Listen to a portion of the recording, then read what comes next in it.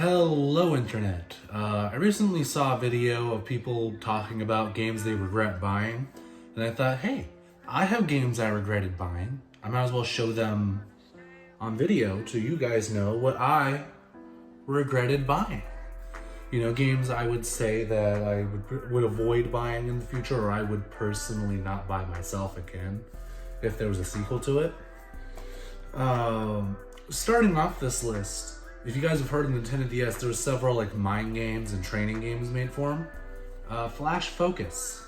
I think this was like $3 and I saw it just sitting there and I was like, hey, I could buy Flash Focus. I could be cool. I could be that guy. But I played the game and I mean, it works, but like, man, I thought it'd be a lot more interesting based off the art. Like, if you actually take a look at the art of the game, you see like football and tennis with stylus, and I'm thinking, you know, that could be really interesting, you know? Or not tennis, ping pong, sorry.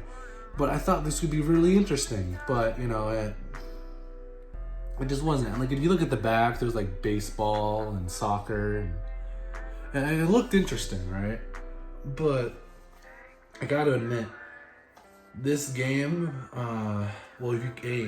game barely works. Well, I mean, it works, but like, it's not fun, you know? I thought this would be interesting and fun, but it just wasn't. It wasn't a very interesting thing, and I got it for like $4 randomly. I think it was on a clearance, so yeah, I would avoid this one. Next one up here on the list that a lot of you have probably heard about is Brain Age 2. I don't have the first one. Again, this is another case where I got it on clearance. It's a bit more fun than the other one, because at least this one, you know, it goes in for its whole premise of being a learning game, rather than trying to mix fun and learning together, and you get a weird, not fun, not very educational game. This, on the other hand, is definitely educational, and you know, it is a little bit fun when you solve the math problem or learning. But again, no, I got this for $5. It says right on the back. I wasn't paying attention. But again, the same problem with the other game. It's not that fun. As a game, it didn't really catch my interest a lot. Definitely would, if you're not the learning type or want to learn, really, definitely would avoid buying this one. Granted, I'm sure these are probably scalped to all hell, and it probably costs like $1,000 because the retro games market is ridiculous. Next on the list of games I wish I didn't buy, Glory of Hercules. Although this is a bit different. It wasn't a case that I got it on clearance. I actually got this on Amazon. I got this game because as a kid, I played it, and I didn't realize how bad games were as a kid. But unlike the other two games, this one actually is a little bit of fun. It's an RPG game where you have to use sigils, like with the stylus, to use magic attacks. It's pretty interesting. And the 3D graphics in this game actually are not that bad. It's a pretty interesting game. And honestly, it's a lot better than the other two, but I still would recommend avoiding this game just because the plot's not that interesting, and I'm going to be honest, it's really, really repetitive, and it just desperately needs... I think if this got remade today, it'd be better if it had like voice acting or anything to set it apart from a generic RPG. But yeah, this is just as generic as it gets. It feels like this game has no soul. I don't know how else really to disclaim it. I don't even know who made this game, to be honest. I'm looking at, like, it's Nintendo, and then who else worked on this game, right? Yeah, I'm not seeing anything.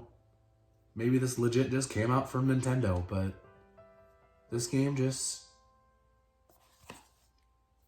It's a hard sell. I guess if you're nostalgic for this game, you could play it on Nintendo DS, get it, but beyond being nostalgic, I wouldn't recommend it. Now we have to our first broken, nearly unplayable game on the list. Five Nights at Freddy's, the collection, core collection for the Switch, which also includes 1 to 4 and Sister Location. Most of these games work all right, but they have several problems, at least for the Switch. It may be better on PS4 and other platforms, but on the Switch, while the first game plays all right, the second game has severe lag problems, and sometimes the controller inputs don't work. FNAF 3 has a similar problem, where the controller inputs don't work that well. FNAF 4, controller inputs don't work that well. It's like they had a problem mapping the buttons to the Switch, and I'm not sure entirely why that's a problem. But again, they also have lag problems. The games barely function on the Switch. It's sad. I would definitely recommend just getting the FNAF games on PC if you have one, or just PS4. I would avoid this with a 10-foot pole. There's another reason I'd recommend avoiding this, and that's simply just because you're getting the worst versions of all the FNAF games. I bought this because I didn't know there was a PS4 collection, and I didn't have a PC at the time. But yeah, definitely would recommend giving this a wide berth. This game definitely needed a lot more, not game, but multiple games. Definitely needed a lot more time in the oven before it was released. And a lot of these games suffer because of it. Just with the controls to the general gameplay, it's a really hard sell. I'm not going to say anything about Sister Location. I never got to that one just because all the other games are so bad. Maybe it's just the location works fine. I can't say whether one way or the other, but based on how the other games are working, I wouldn't be too confident. Again, I would just recommend either getting the games on PC or PS4, but I can't say much about PS4 because I haven't bought it on PS4. But yeah, this is a game I regret buying. Definitely would just get the ones on PC or PS4. Next on this list is a game that's actually really good. Hades. I bet you guys want Hades. How can you say that about Hades? It's an excellent roguelike. And it is. It's a really, really good roguelike. I just discovered after I bought it, I didn't like roguelikes. Which I know is pretty bad. Hey, why not do some research before you buy a game? But like, I'm sorry, but Hades, I'm sorry about Hades, but I don't like this game. I've tried so hard to like this game. I paid so much money for it. I paid so much money for this game. I should have liked it, you know, I should enjoy it. But like, I just don't. I've played through this several times, done multiple runs. I don't think I ever beat it though. I think I got up to the, I got up to the point where you're fighting the Hercules and the wolf dog dude and like the foresty greeny area. I don't know, it's been a while since I've played. I forget their names, but the basic premise of this game is you're trying to escape the underworld and your dad doesn't want you to, and yeah. It's a really, really, really good game. If you do like roguelikes, I can recommend this. It's a really, really good game. I just personally regret buying it because I found out I don't like roguelikes. I made the same mistake with Dead Cells, believe it or not. The only roguelike I've ever been able to get into is The Binding of Isaac, and that's it. I thought since I like The Binding of Isaac, I'd like Hercules, or Hades, sorry. But, no, I didn't like Hades. Which sucks, because I really, really wanted to like this game, but I just couldn't get into it, despite it being a really good, well-crafted game. I couldn't get it. So unlike the other ones, I can recommend this if you like roguelikes. Alright, on to the next one, which is about to be another controversial game. The Elder Scrolls Online. I know it says Morrowind on here, but that's just the expansion for the game. This is another game which I heavily regret buying. I got it for PS4, and I thought, hey, this would be a good game to play here at my home. in the country with almost no internet. This was a really smart choice of mine. I'm sure you can see the problem already. No fault of the game, but I can't play it. I basically bought a dead disc. Look, there's a disc and everything, but I can't play it. I've tried booting up the game several times, and it lags way too much to be playable. And that's not the fault of the game, that's the fault of me. There are problems I do have with the game, mostly because it's an MMO and I'm not usually a fan of MMOs, but I do love the Elder Scrolls series, so I thought I'd give it a shot. Oh, but again, can't play it, so I regret buying it. It's a game that just sits on my shelf and does nothing because I can't play it.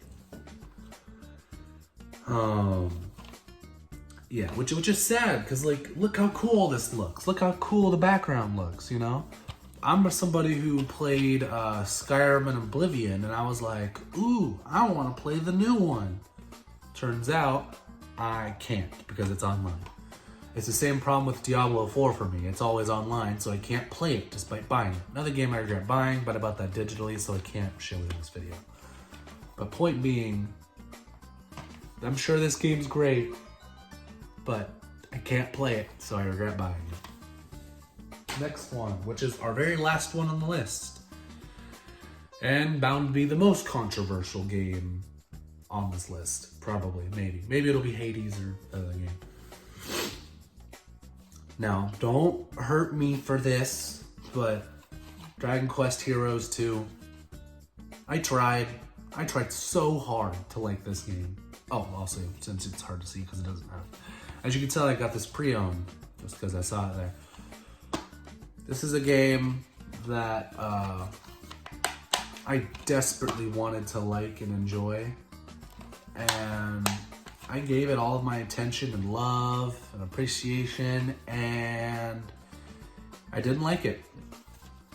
Normally, I really love Toei Tecmo games. I love Dynasty Warriors games. You know, I love Hyrule Warriors and all the other spin-offs.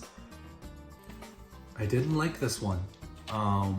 I just couldn't get into it, and I tried and tried and tried. I don't know what it was about this game, but it just didn't grip me like the other ones did. And it's the same thing with Dragon Quest Heroes, the first one. The same deal, I couldn't get into it. I tried with all I had, but this game just failed in every mark to grab my attention and keep it.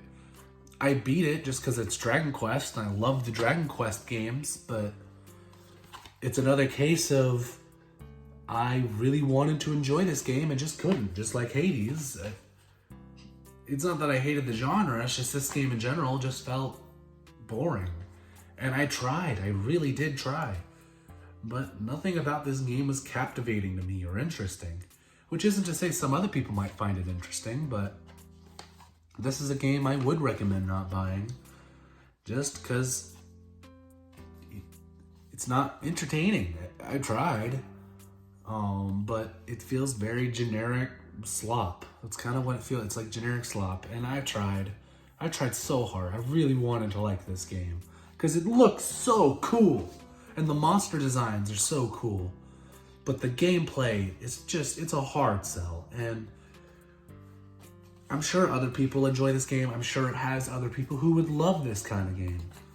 But I just can't recommend it. I can't recommend it to people just because I didn't enjoy it. You know, I gave it my best shot. I just couldn't. And with this game, that is all the games in my collection I regret buying. There's a lot digitally I have that I regret buying, but it's a lot harder to show on a video, so you guys got the very few physical games I own. Most games I buy are digital, so I don't own a lot of physical games. But those are the games I regret physically. I'll try to hold as many as I can up in this video, but as you can see, not very many. I enjoy most games I buy. I don't make a whole lot of bad purchasing decisions when it comes to games. Because most games I buy usually already have a vented interest in them, or I've already looked up like an hour or two of gameplay. In these cases, I didn't and I paid the price. Just giving you guys a warning on some of these games and telling you my thoughts on some of them. I hope to see you guys in the next video. Hope this video wasn't too weird, the fact that it was completely different from what I normally do. And if you guys want to see more videos, please subscribe. Make sure you like and share this video. Helps me a lot. And I have commissions open if anyone wants to pay me to make a video. Have a wonderful day, guys.